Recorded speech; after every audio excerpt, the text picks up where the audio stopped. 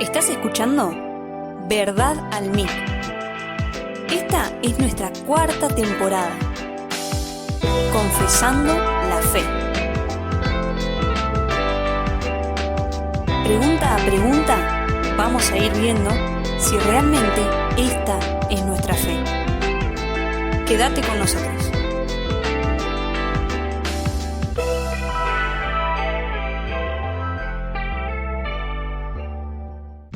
Hola a todos, sean muy bienvenidos a esta nueva temporada de Verdad al Mic. Yo soy Débora Lucas y en esta temporada vamos a ver la Confesión de Fe de Westminster. En realidad, particularmente el Catecismo Menor. Elegimos esta temática, este tema, porque es parte del gran fundamento de la Iglesia, creemos, sin despreciar, sin desmerecer, por supuesto, y como base de todas las cosas que vamos a compartir con ustedes, las preguntas, está la Escritura, la Palabra de Dios. Pero esta confesión nos pareció muy interesante compartir con ustedes, ya que justamente esta sección del Catecismo Menor abarca unas preguntas que creemos interesantes e importantes para que todo aquel cristiano que desea conocer más fielmente la fe cristiana debe saber. Hemos querido lanzar esta temporada antes, pero entendemos que antes de poder dar a enseñar o a publicar o a dar a conocer este tipo de enseñanzas tan fuertes, tan enriquecedoras, debíamos nosotros primero incorporarlas de mejor manera, y por supuesto que Dios trata y trató con nosotros con todo este contenido. Quisimos nosotros volver a esta enseñanza básica, que es eso, el Catecismo Menor que vamos a estar viendo de la Confesión de Fe. Es enseñanza muy básica sobre la fe cristiana, sobre la Iglesia, que creemos y consideramos que todos debiéramos saber las respuestas de cada una de estas preguntas que vamos a tratar. Son 117 preguntas y realmente no vamos a verlas a todas una por una, es decir, no va a haber 117 podcasts, pero vamos a tratar de resumir aquellas que traten del mismo tema en un solo podcast, así podemos tratar de abarcar lo más posible y de esta manera llegar a entender por lo menos por encima, superficialmente, lo que la confesión dice. Digo superficialmente porque la confesión en sí misma está dividida en varios libros: el Catecismo Menor, el Catecismo Mayor, el Catecismo de Niños y la confesión misma, que tiene unos 33 capítulos sobre temas y doctrinas bíblicas. De todo este material hemos elegido el Catecismo Menor porque creemos que las preguntas y respuestas tan simples, tan sencillas, acompañadas por supuesto de versículos bíblicos donde estos hermanos, estos teólogos, esta gente que logró extraer este excelente material de la Escritura, nos va a dar un conocimiento mucho mejor y mucho más ordenado de lo que dice la Biblia. Y ya que la temática de esta nueva temporada se trata de preguntas y respuestas, vamos a estar haciéndoles muchas preguntas. La idea no es que nos cuestionemos nuestra fe de mala manera o para intentar encontrar una opinión propia, sino que todas estas preguntas nos lleven a encontrar en la palabra de Dios la respuesta que Dios da a todas estas preguntas. Así que este es el contenido que va a tener esta nueva temporada. Sabemos también que todo contenido hecho por seres humanos puede contener cierto error. Esto fue hecho hace muchísimos años, pero entendemos la fidelidad de las temáticas de los capítulos, de las preguntas tratadas, por algo que vamos a ver ahora, que es el contexto y la historia de la confesión de fe. Ante todo, quiero volver a aclarar que esta no es una manera de leer la Biblia. La palabra de Dios en sí misma es donde nosotros debiéramos ir a buscar las respuestas que Dios tiene para cada pregunta que se hace el ser humano. Pero más allá de eso, si somos cristianos y hemos creído en Jesucristo, nuestra fe debe estar puesta en nuestro Dios y nuestra búsqueda debe ser para conocer a Dios. No solo por contestar preguntas, no solo por saber qué dice Dios sobre tal o cual tema, lo cual es correcto en cierto sentido, pero no es esa nuestra motivación, que Dios conteste nuestras preguntas como si nosotros fuéramos quienes cuestionan a Dios, sino todo lo contrario, buscar en amor y en humildad aprender y saber más de nuestro Dios. Asimismo, y con esta actitud de querer estar de acuerdo con la palabra de Dios, es que movió a un grupo muy grande de personas y luego a un país casi entero a hacer de la palabra de Dios sus estándares y sus normas dentro de los mismos territorios. La confesión fue terminada justamente de confeccionar en 1649, pero todo el proceso inició 100 años antes aproximadamente.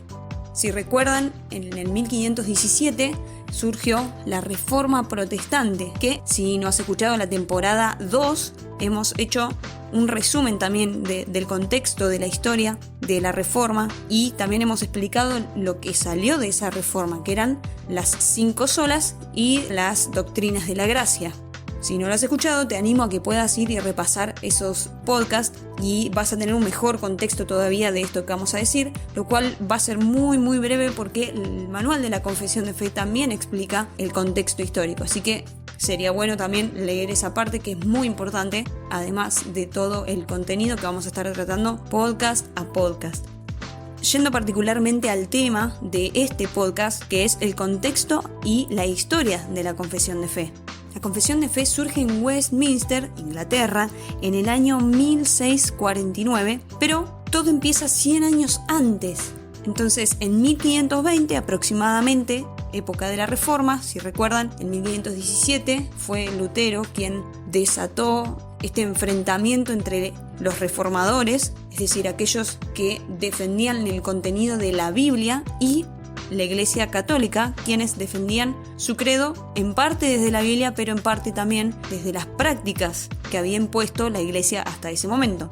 Todo va a comenzar por un amigo de Martín Lutero, Patrick Hamilton, quien trajo a Escocia, más o menos en esa época, 1520 aproximadamente, trajo las enseñanzas de la Reforma a Escocia. Él fue un mártir por enseñar tales doctrinas, lo mataron. Pero, gracias a Dios, dejó discípulos. Uno de ellos fue un obispo, ¿sí?, que pertenecía a la Iglesia Católica. Su nombre fue George Wishart, quien retomó estas enseñanzas de la Reforma, y muchos sacerdotes por su causa, por su testimonio, también fueron convertidos al cristianismo. Sacerdotes, estamos hablando sacerdotes católicos. Discípulo también entre estos convertidos y de este obispo fue Juan Knox. Él fue la persona clave que predicó el Evangelio por Escocia. Él fue como Pablo, el Pablo de la Biblia, que fue por todos lados hablando el Evangelio en muchas ciudades de Oriente y de Europa. Bueno, el de más o menos el año 1560 fue Juan Knox. Él también fue un mártir, por supuesto, pero hasta entonces predicó tanto la palabra y predicó tanto el Evangelio que levantó, por decirlo de alguna manera, grupos caseros en donde él enseñaba la Biblia, ¿sí?, fieles creyentes de la palabra de Dios, quienes se aferraron a la Biblia y sostenían fuertemente las creencias, las doctrinas bíblicas. El Evangelio se empezó a propagar muy rápido, estos grupos iban creciendo y por supuesto que iban molestando de alguna manera a la Iglesia Católica, porque obviamente se quedaban sin fieles. La gente ya no se congregaba en esas iglesias porque profesaban una fe que no era la de la Biblia, diciendo que se basaban en la Biblia. Para entonces estos grupos, poniéndose de acuerdo y movidos por un lema, si se quiere, o un objetivo en común, que era llegar a un acuerdo perfecto con la palabra de Dios, inician, si se quiere decirlo de esta manera, la Iglesia Presbiteriana de Escocia. Para nombrar a grandes rasgos lo que fue sucediendo, por supuesto que este crecimiento de la iglesia y de los cristianos en Escocia empezó a molestar al rey, empezó a molestar a la Iglesia Católica, y hubo una iniciativa del rey Jacobo VI, y por supuesto unido, aliado con la Iglesia Católica Romana, de imponer la fe católica. No pudo contra la iglesia, ellos se pusieron firmes para sostener la palabra de Dios viva y rechazar cualquier otra imposición u otra doctrina que no salía de la Biblia. Insisto en que si pueden escuchar el contexto de la Reforma en la temporada número 2 que hemos hecho ya hace un tiempo, esto va a enriquecer mucho esta parte, porque el tema de el rechazo o el enfrentamiento entre los reformadores y la Iglesia Católica tenía sus motivos puntuales, de los cuales, bueno, hemos explicado ahí, salían las 5 solas. Sería interesante que puedan repasar ese capítulo para entender mucho mejor esto, pero en definitiva este rey no pudo contra la iglesia presbiteriana, que se mantenía firme en la palabra de Dios. Luego falleció y sucedió el rey Carlos I, quien retomó esta iniciativa del rey Jacobo de querer imponer la fe católica de dos maneras particulares: a través de la liturgia, es decir, llamando de vuelta a los creyentes a cumplir con la liturgia católica, y a través del libro de canciones de la iglesia. Por supuesto que la iglesia presbiteriana de Escocia rechazó totalmente y resistió al rey, al punto que ellos firmaron un pacto nacional en un compromiso de defender la iglesia reformada. Esto provocó enfrentamientos de tipo civiles, es decir, ejército, vamos a llamarle ejército del pacto, que eran los reformados, y el ejército del rey Carlos I, el cual no pudo contra el ejército del pacto nacional, vamos a llamarlo así. Terminó por querer buscar la paz y la alianza entre la iglesia. Y como este rey se vio debilitado, no solo política sino militarmente también, no dejó de buscar la manera de rechazar los motivos del pacto nacional, el cual también era iniciar una reforma parlamentaria. Para esto este ejército marchó entonces hacia Inglaterra y presentando sus estándares puestos sobre la escritura, se inicia entonces en Inglaterra una reforma en la religión y en las libertades civiles. Estoy yendo muy rápido y saltándome muchos pasos, pero la idea es que veamos cómo fue despacito esta iglesia, la iglesia del Señor por supuesto, llevada por la mano de Dios, por el Espíritu Santo, a defender las escrituras y llegar hasta el Parlamento de Inglaterra. Desde acá entonces el Parlamento empieza a programar, si se quiere, asambleas, a llamar teólogos, eruditos, de manera que se discuta la verdad bíblica, la verdad que sostenía la Iglesia, las doctrinas reformadas que estaban saliendo, ¿no?, muy nuevas, y resultó en lo que sería la confesión de fe. Para 1657, la confesión de fe de los escoceses fue reconocida por el Parlamento escocés justamente. Y estas asambleas, las cuales fueron muchas, yo estoy yendo muy rápido para no cansarlos y para no detenerme en cada detalle, pero obviamente la idea es ver cómo Dios llevó de la mano a la iglesia del Señor, por supuesto, a defender las verdades bíblicas, a llevarlas hasta el Parlamento de Inglaterra, ¿no? Por supuesto que siempre el lema del ejército del pacto de la iglesia del Señor fue llegar a un acuerdo perfecto con la palabra de Dios. El resultado de estas asambleas, las cuales se hicieron en varias ciudades, con un orden, con reuniones mes a mes, semana a semana, durante años, para llegar al resultado que vamos a estar viendo en estos podcasts. Muy brevemente nosotros vamos a ver un poquito de todo lo que este movimiento trajo y resultó en este excelente contenido de estudio bíblico que es la confesión de fe.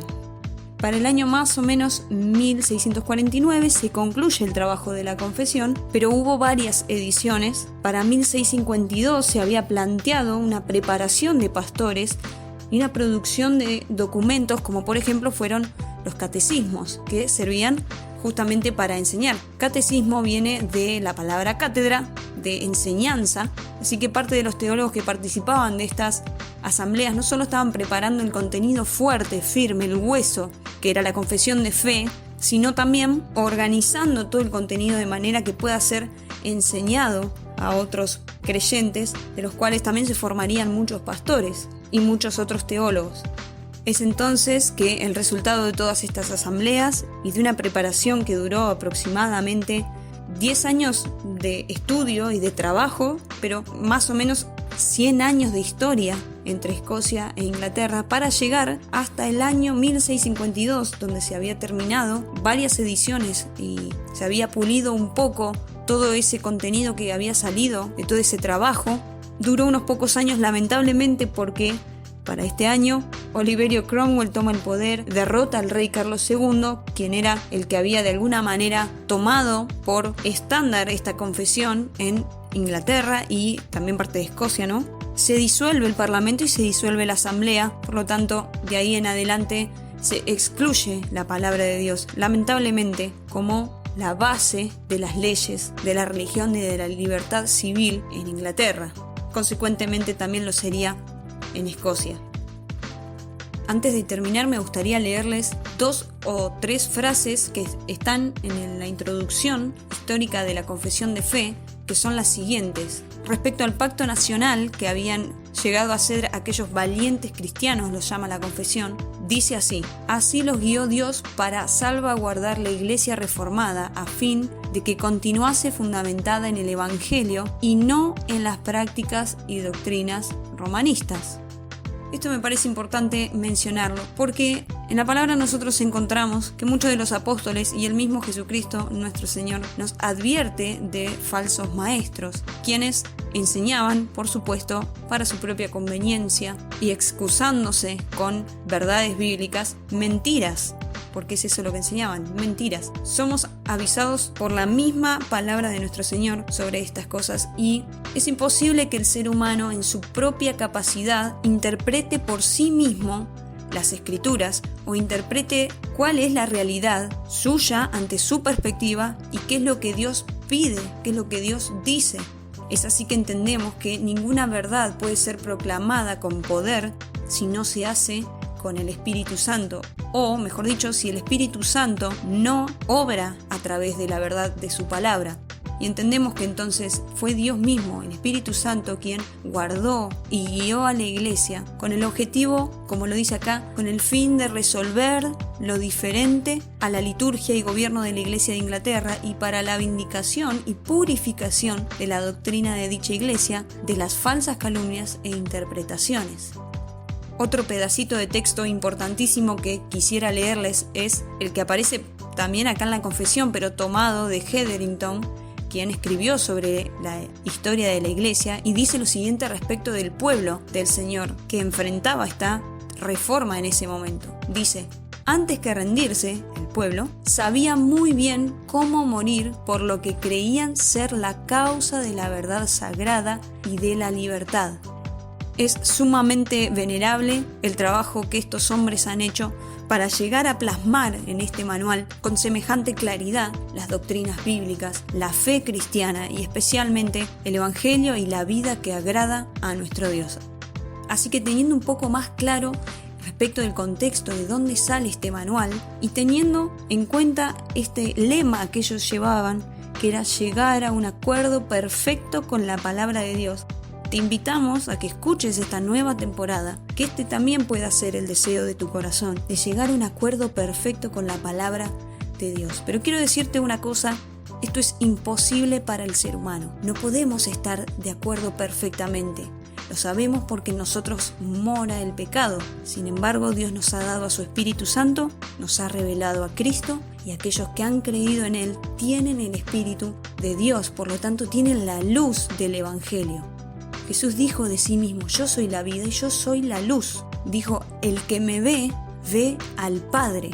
Te invito entonces a que cada vez que escuches uno de estos podcasts, si realmente es el deseo de tu corazón conocer a Dios, conocerlo en orden y conocer brevemente qué dice Dios en su palabra, te invitamos a que escuches cada uno de estos podcasts en donde, como decía al principio, vamos a tratar de dar pregunta por pregunta del Catecismo Menor. También, por supuesto, basado en cada capítulo de la Confesión de Fe, donde estas preguntas están basadas, estas preguntas están hechas para la enseñanza. Así que de ahí nos vamos a tomar y vamos junto con ustedes, despacito y de la mano del Señor, de la mano del Espíritu Santo, a ponernos de acuerdo con la palabra de Dios.